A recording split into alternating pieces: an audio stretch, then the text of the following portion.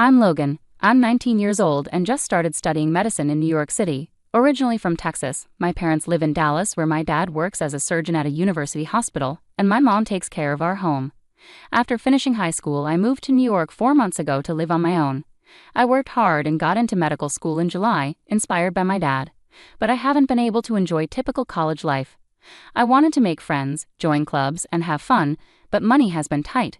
My parents pay my tuition, but I have to handle all my other expenses. Apart from classes, I've taken on jobs like tutoring, event staffing, and working at a bar. Even with these jobs, it's been hard to make ends meet each month with rent and living costs. I often switch between jobs to fit my schedule and work mostly on weekends. It's been tough both mentally and physically. I get tired in class, and when I come home late, I struggle to find the energy to study. I'm worried I might have to repeat the year because I'm falling behind in my classes. If things keep going like this, I won't be able to focus on my studies, which are supposed to be my main priority. I felt anxious and desperate, so I called my mom to ask for some financial help, even if it was just a little. My dad is rarely home because of his busy job, so my mom handles the finances. Even though my dad earns a good income, my mom said they didn't have extra money and that paying for my tuition was already hard, so they couldn't send me any more money. With that answer, I felt stuck. Most of my friends who live on their own get financial help from their parents, and I envied them. But I decided to keep working hard at my jobs. When midterm exams came, I hadn't studied enough, and as expected, I had to take retests. I managed to finish the retests at the beginning of August and then started my summer vacation. I plan to work as many jobs as I can during the long break to earn as much money as possible.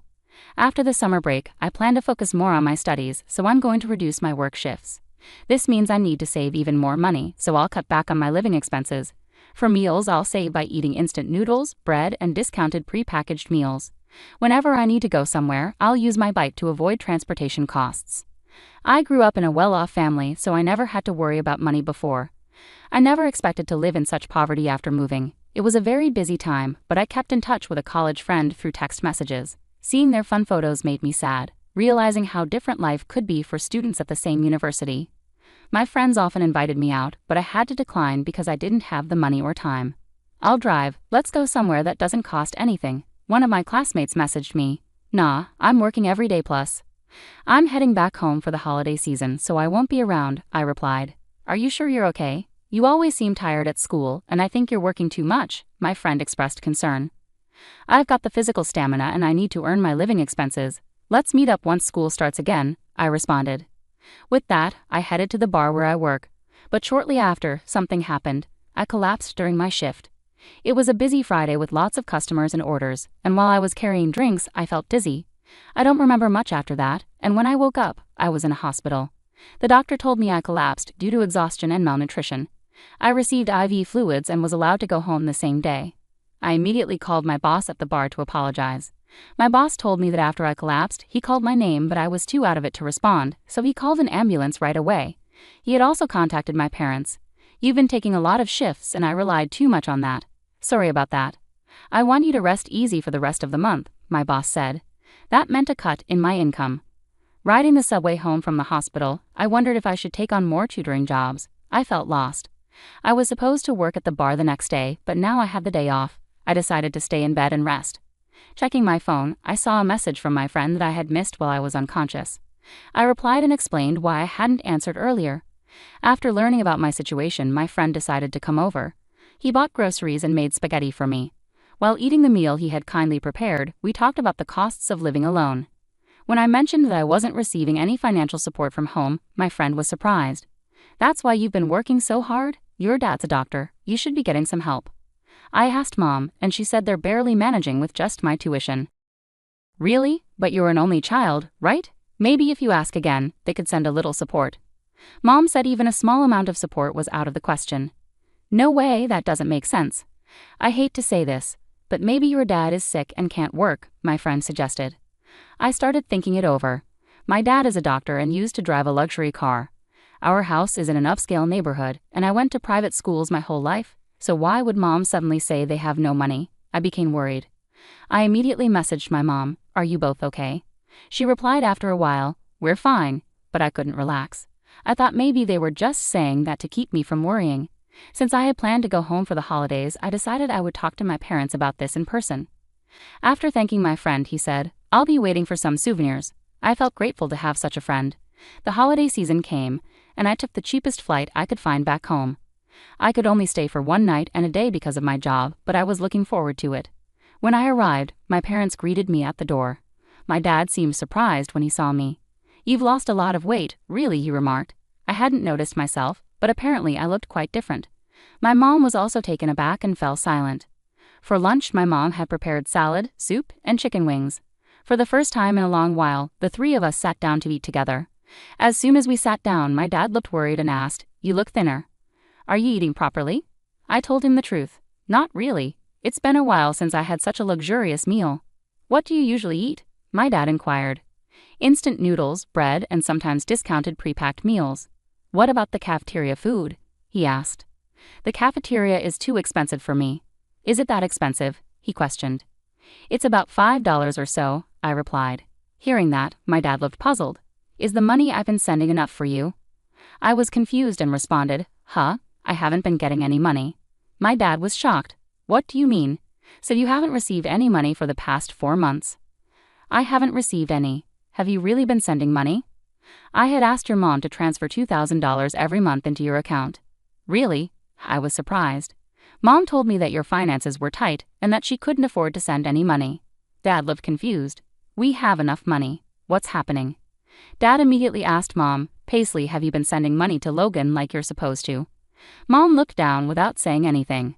I started to worry. Maybe Dad got sick and couldn't work, so that's why I wasn't getting any money. "No, I've been working as usual," Dad said. "That's good to hear," I said, feeling a bit better. "But then why didn't I get any money?" I was so confused. "Paisley, what's going on?"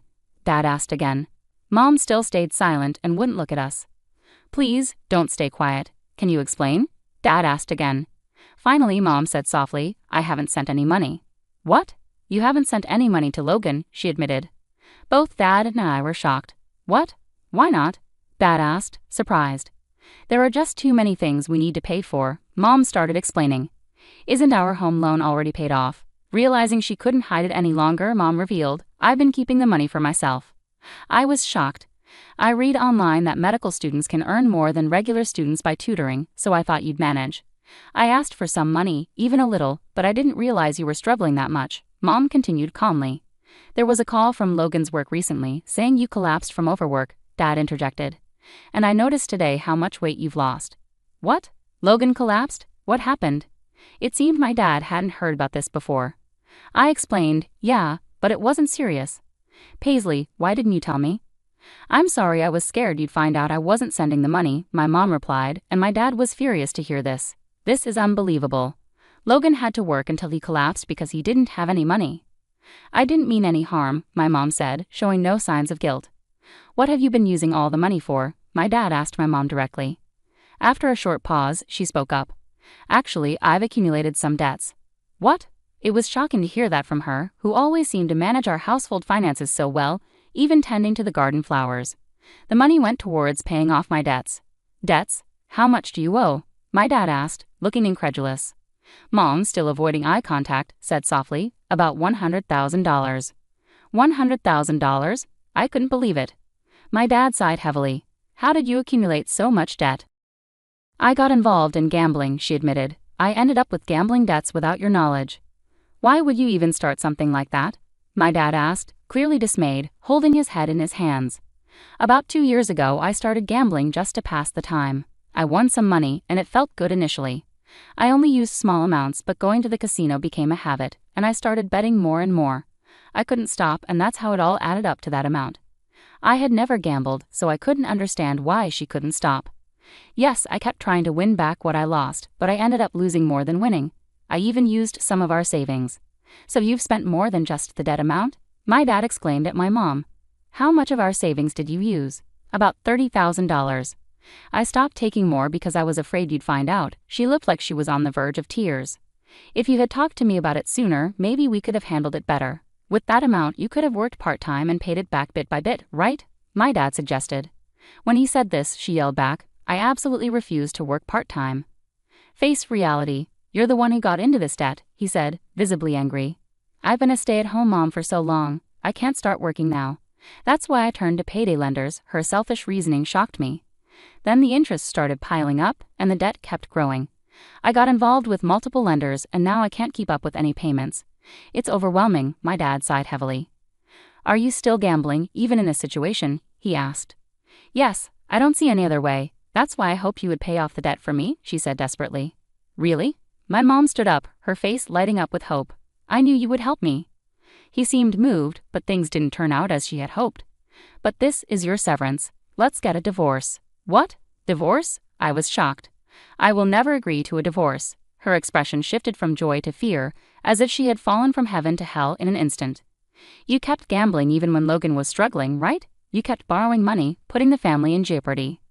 That's true, but I can't stay in a family where my wife puts gambling before her own son.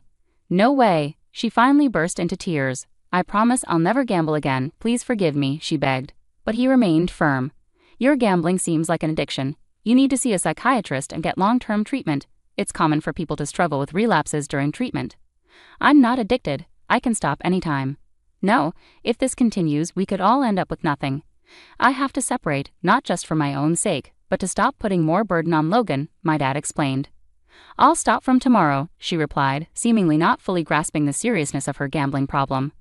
I was really worried about the amount of debt and her compulsive gambling. In return for paying off your debts, there won't be any division of assets, my dad declared. What? I can't agree to that, she protested. If you don't repay the debt, they might freeze your account, she went quiet. I never imagined coming home after a long time would lead to this situation. I felt so unsettled by my parents arguing. No, Dad, can't we hold off on talking about divorce? Maybe take some time to calm down and think things through, I suggested. I'm sorry, Logan, but that's not possible, he said calmly. I thought Dad might have rushed into talking about divorce out of frustration, but it seems like that's not what happened. After a tense lunch, I retreated to my room. I lay down on the bed, but I could still hear my parents arguing faintly. It wasn't a full-blown argument. Mom was shouting loudly, and Dad was responding firmly. Feeling overwhelmed by college and home, I eventually fell asleep out of sheer frustration. The next morning, Mom looked worn out, likely from crying all night. I had planned to stay home a bit longer, but the heavy atmosphere pushed me to leave early. Dad drove me to the airport. It turned out Mom didn't agree to the divorce during their argument yesterday. Logan, I'm sorry for causing so much trouble, she apologized to me. No, Mom, it's not your fault. Dad, thanks for supporting me through medical school.